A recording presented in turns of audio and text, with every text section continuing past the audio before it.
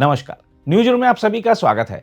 विदेश मंत्री doctor S Jaishankar ने जानकारी दी है कि भारत का C-130J विमान लगभग 12 टन मानवीय सहायता लेकर कोलंबो पहुंच गया है। यह सामग्री ऑपरेशन सागर बंधु के तहत भेजी गई है, जिसे भारत ने शुक्रवार को श्रीलंका में आए चक्रवात दितवा के बाद तत्काल राहत पहुंचाने के लिए शुरू किया था।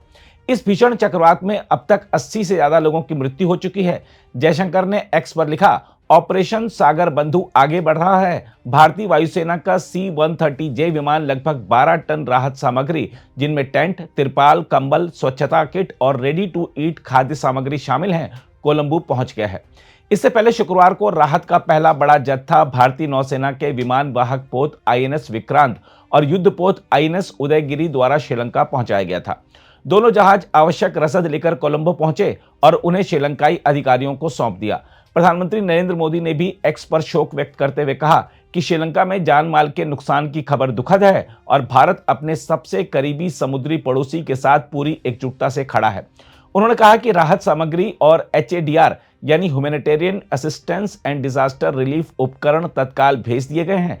पीएम मोदी ने लिखा, स्थिति के अनुरूप भारत और सहायता देने के लिए तैयार है। उन्होंने यह भी उल्लेख किया कि यह सहायता भारत की नेबरहुड फर्स्ट नीति और विजन महासागर के अंतर्गत दी जा रही है। हम आपको बता दें कि चक्रवात दितवा के कारण श्रीलंका में बाढ़ और भूस्खलन की स्थिति गंभीर होती जा रही है। यह हाल के वर्षों में देश के सामने आई सबसे भीषण प्राकृतिक आपदाओं में से एक मानी जा रही है। 80 से अधिक लोगों की मौत हो चुकी है और कई प्रांतों में भारी तबाही दर्ज की गई है। श्रीलंका के आपदा प्रबंधन केंद्र के अनुसार अब तक 61 लोगों की मौत और 25 लोग लापता हैं। लगभग 12,000 से अधिक परिवारों के 44,000 लोग प्रभावित हुए हैं। पश्चिमी प्रांत में केलनी और अतनागुल नदियों का जलस्तर बढ़ने से अभूतपूर्व आपदा की चेतावनी जारी की गई है। मौसम विभाग ने बताया है कि देश के उत्तरी मध्य, उत्तर पश्चिमी, सबर गमुआ और पश्चिमी प्रांतों में 200 मिमी से अधिक बारिश की संभावना है। त्रिकोमाली, बदुला, गाले और मतारा जिलों में भी 150 मिमी से अधिक वर्षा होने की चेतावनी दी गई है। मौसम विभाग ने बताया कि अब तक 4 घर पूरी तरह ध्वस्त हो चुके हैं और 600 से अधिक आंशिक रूप से क्षतिग्रस्त हुए हैं। देखा जाए तो भारत द्वारा शुरू किया गया ऑपरेशन सागर बंधु न केवल मानवीय सहायता की एक पहल है, बल्कि दक्षिण एशिया में भारत की रणनीतिक तथा नैतिक प्रतिबद्धताओं का प्रतीक भी है। श्रीलंका जैसे घनिष्ठ पड़ोसी के लिए संकट के समय त्वरित मदद भेजना भारत की क्षेत्रीय भूमिका और कर्तव्य दोनों को रेखांकित करता है। पिछले कुछ वर्षों में भारत ने समुद्री पड़ोसियों मालदीव, मॉरिशस, श्रीलंका, सेशेल्स के लिए जो सागर सुरक्षा और विकास संरचना तैयार की है, यह अभियान उसी की एक स्वाभाविक निरंतरता है।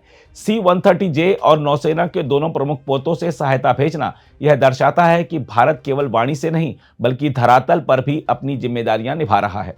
देखा जाए तो श्रीलंका इस समय अत्यंत कठिन दौर से गुजर रहा है। आर्थिक संकट के बाद अब प्राकृतिक आपदा ने उसकी अवसंरचना और प्रशासनिक क्षमता को और चुनौती दी है।